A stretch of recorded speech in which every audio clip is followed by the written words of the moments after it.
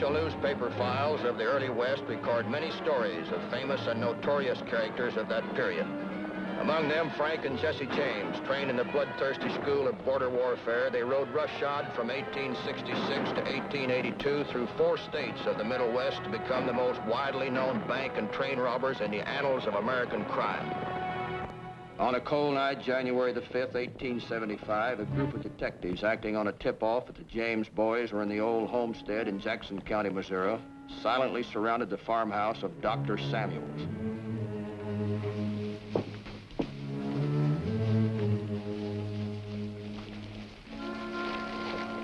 In order to light up the house from inside, so as to make targets of the inmates, the men tossed in a metal bomb-type flare.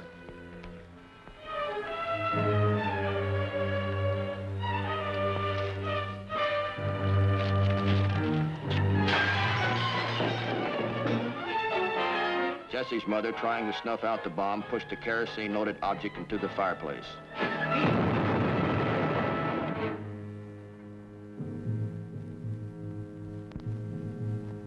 It's unbelievable, Jess. Unbelievable. To think that there are men in this world who throw bombs at innocent people, at a kind, gentle woman, at a harmless little boy of 10. Just think of it, Jess. Little brother Archie dead. I am thinking of it, Frank. I'll be thinking of it for a long time. We were there night before last. Never saw the family looking better. Detectives. Cowardly Yankee mercenaries. That's all detectives are, Jesse. For a few paltry dollars, they'd bomb their own mothers. I declare war on them. Here and now, war to the finish. By heaven, we'll make ghosts out of every one of them that comes our way. I'll need money for the burying. There's a stage coming up from Hot Springs. Wouldn't be carrying more than 500 or 600. It's carrying a detective. Who told you?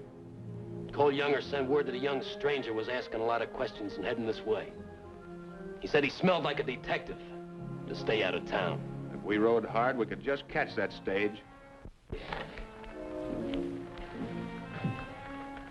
This'll be for Ma. Poor little Archie.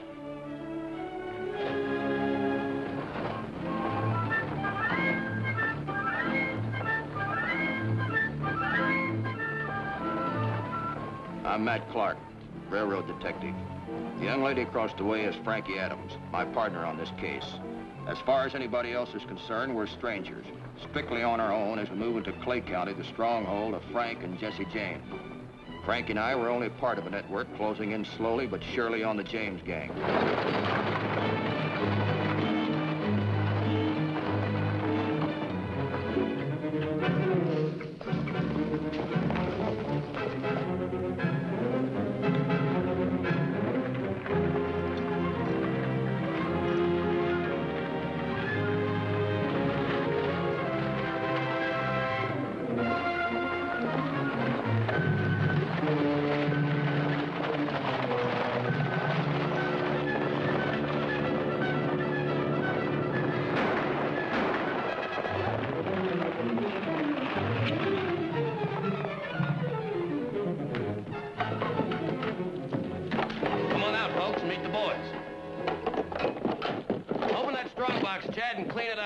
Don't forget the registered mail.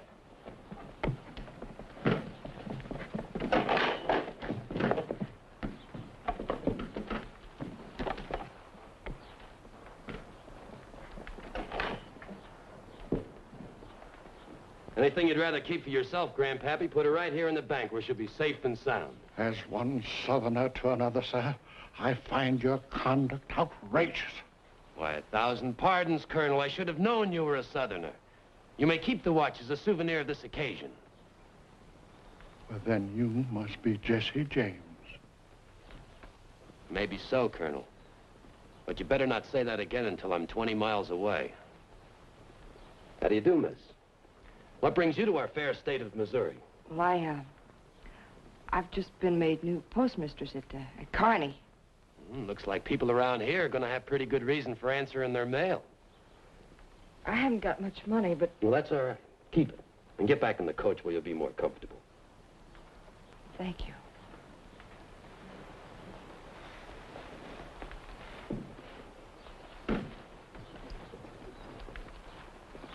Everything, mister, right into the strongbox. What's your name? I'd Lassiter. Frank, have we any relations named Lassiter? No. That's a good old Southern name, but he's not one of us. He talks like a treacherous Yankee. Fred, you're right. Happened to be born and raised in Cincinnati, Ohio. I hear tell that's a real live steamboat town. What are you doing way out here? Buying cattle. I know where you can pick up some mighty fine Jersey beef steers. I'd have to be awful drunk to buy jerseys for meat. Either somebody's pulling your leg, mister, or you're pulling mine.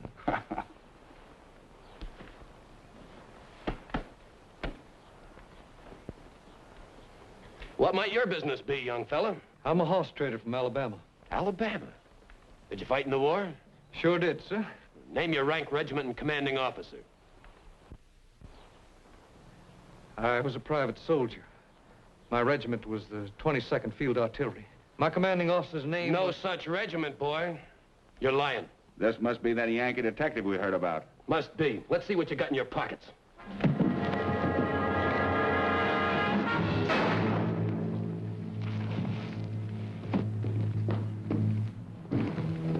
Until he was shot, I didn't know another detective had been traveling with me. His tragic mistake was my salvation. Kearney was the county seat, not much bigger than a one-horse town, but lively for its size. Frankie had taken her job in the post office, which turned out to be little more than a booth at the local grocery store. Her orders were simple enough.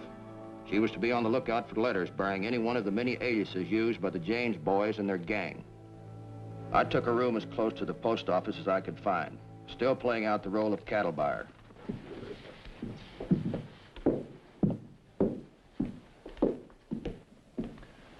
May I have a stamp for this, please? That'll be 5 cents. You're new here, aren't you? Yes, sir. I don't mean to appear bold, but it does seem like we've met before. Well, we might have. I've met quite a few people in the last few weeks, although I don't remember you. And that's the trouble when a man's business keeps him on the road. Doesn't give him much of a chance to make friends. That depends upon how fast you travel. What's your business, if I may be so bold? Bank examiner. Next time I'm passing through, I'll mail another letter. Day, miss.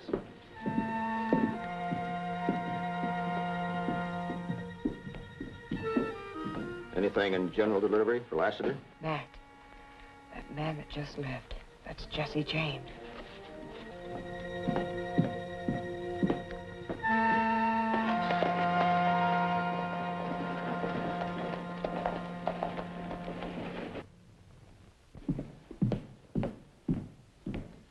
By the time I got a horse in the livery stable, he'd be long gone. What makes you so sure it was Jesse? Those blinking eyes, that's the man that held up the stage. How could I ever forget them? What'd he come in for?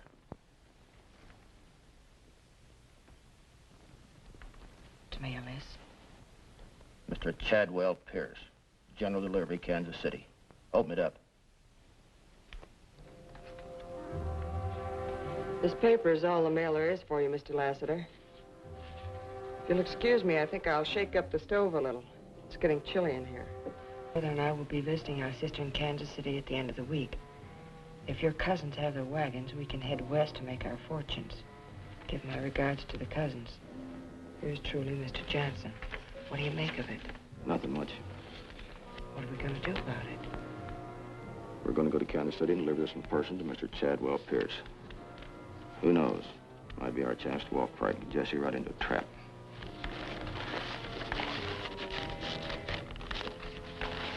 Good day, miss. Good day, Mr. Lassiter. It was simple enough to get Frankie placed in the Kansas City post office handling general deliveries. I hung around in the back room with employees. We got no action till the end of the week. Then on the 18th of February...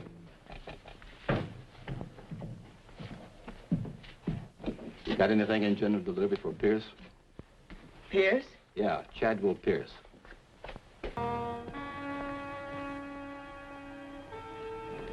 Make sure I'm not followed.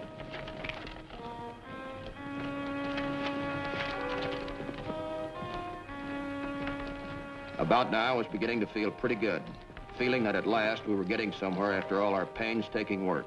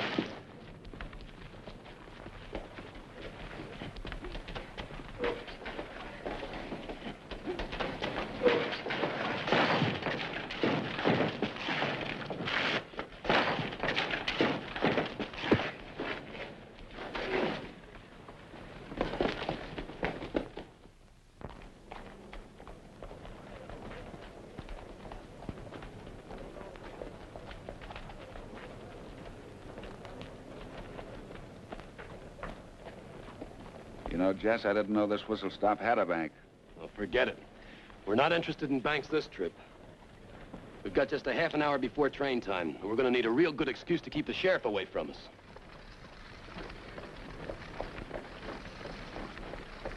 There comes just what we're looking for. Some real important gentlefolk. Come on.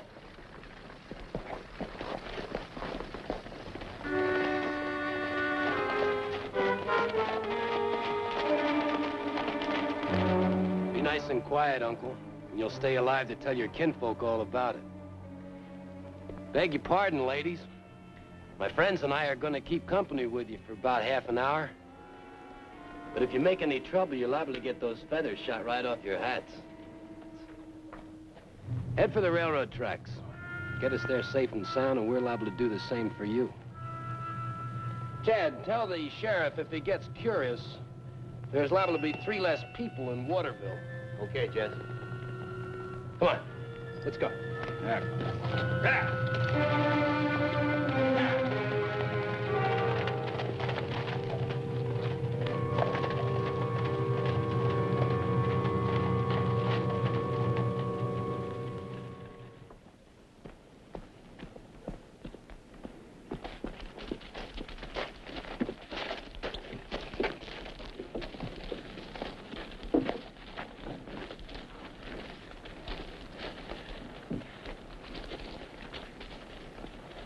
Hurry up, boys. She'll be here in a couple minutes.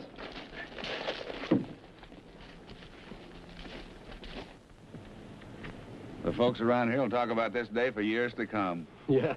They'll even make it bigger than it is. They'll say it was the day Jesse and his gang kidnapped the whole town of Waterville and then held it hostage while they robbed the 845. And with a hotel full of detectives in Kansas City.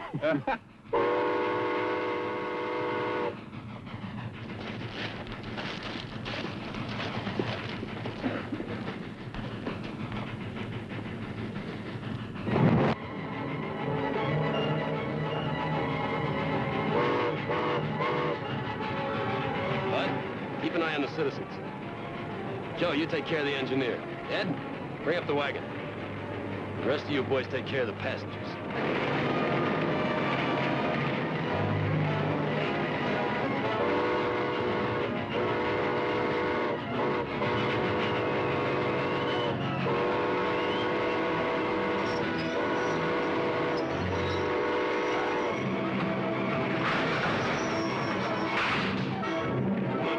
Let's make it quick.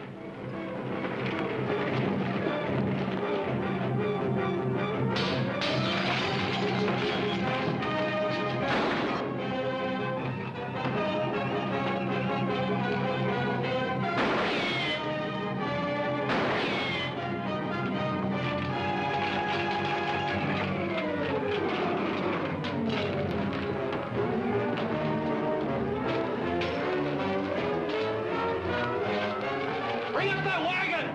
Come on!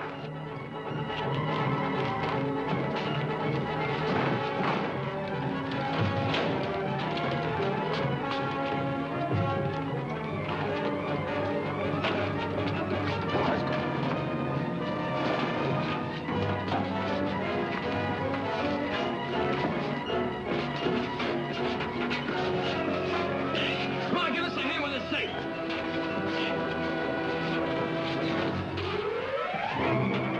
back in Kansas City, I alerted the authorities on Jesse's being in the vicinity. We no sooner got word of the robbery than the wires started humming. I was part of a large posse that searched for 2 days. We'd begun to think that Jesse had gone to Earth like so many times in the past, when suddenly, on the morning of the 3rd day, the group I was with had a lucky break. We came suddenly on a train of freight wagons.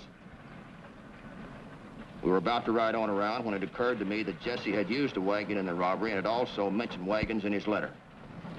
Give me those binoculars.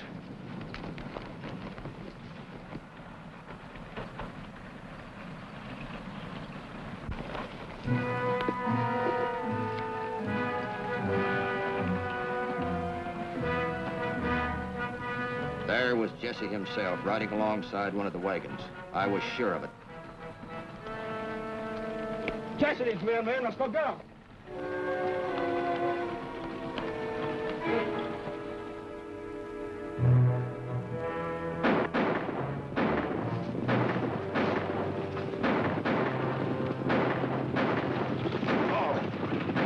Whip him up! Here comes the law! Let's get out of here!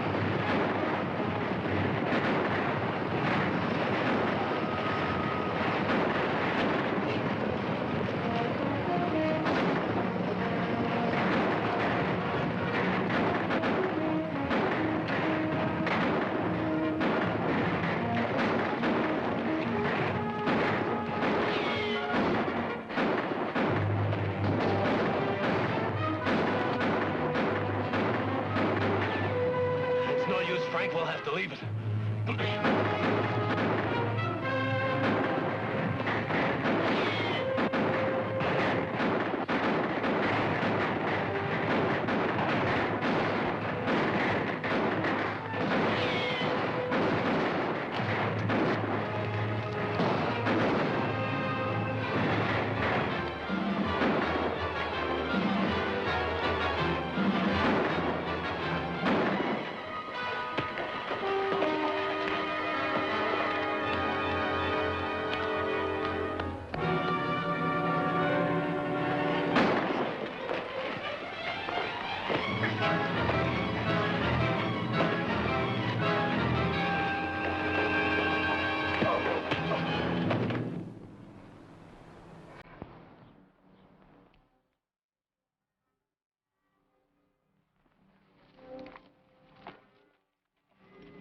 Combination safe. Open it up.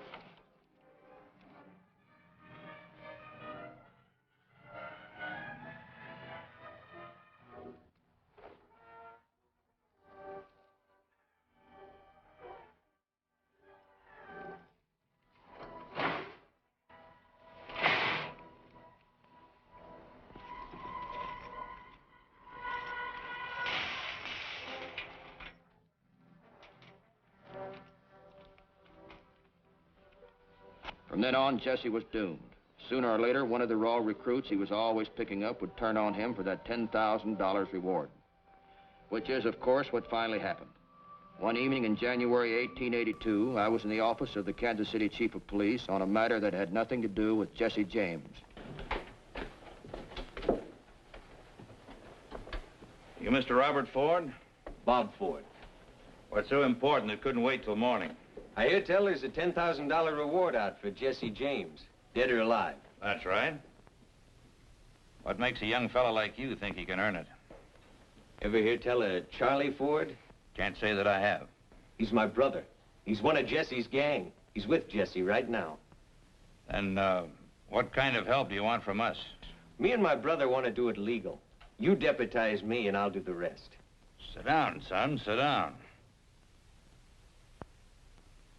Then, you have ideas of getting in with the gang. That's right. Charlie's been bragging me up. Jesse's getting kind of desperate for men. What do you think? Well, he's taking all the risk. What do you got to lose? Take this young man out and have him deputized. Thank you, Captain.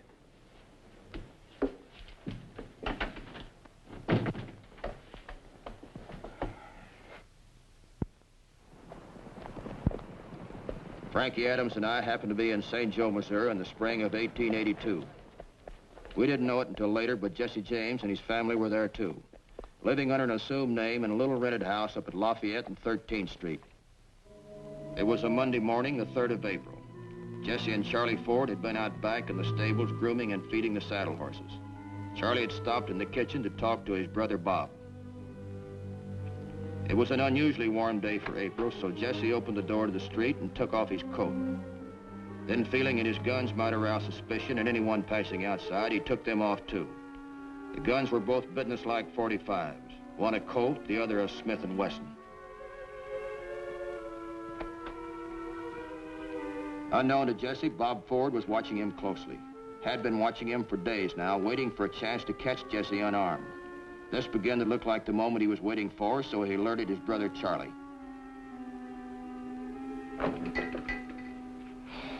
Hot day. Yeah, isn't it?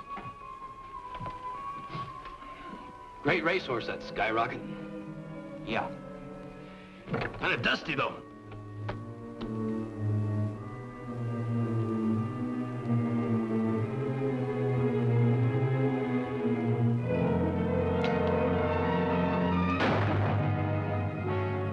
Jesse turned his back.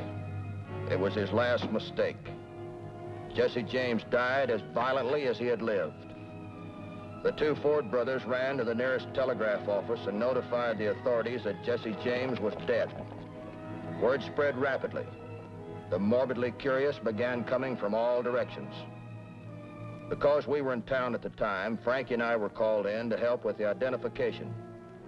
For only a few detectives had ever seen Jesse face to face and lived to tell about it.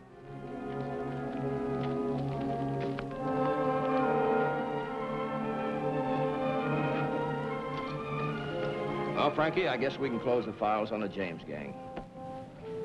Don't be too sure about that. His brother's still around.